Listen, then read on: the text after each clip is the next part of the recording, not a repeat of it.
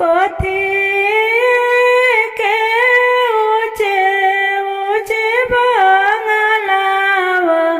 कथी लगेला केवाड़ कांच बांस के ऊँचे ऊँचे बंगलावा चंदन लगेला केवाड़ ताही बंगला सुतले महादेव गोड़े मोड़े चादरी इतन पैसे जगवेली गार आदे उठी समीजी हमार उठी समय दोहे धेनु गैया भैलिया रघिया के बेर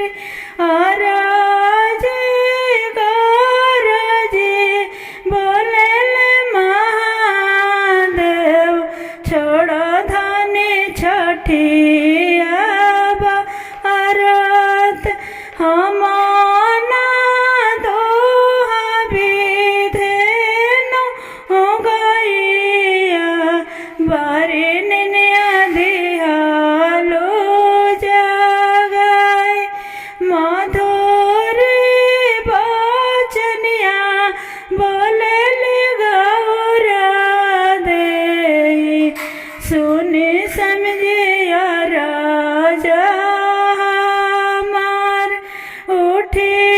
सामे दोहे धेनु गैया हम देवी दूधवा के धार हम देवी दूधवा के धार हम ना छोड़बी छठी के बरतिया करिले तोहारे बरत हमारो जे बाणे गणेश बाबू करिले उनो के बरत करिले उनो के बरत सराहे सलामत हम सिंदूर सूरज बब से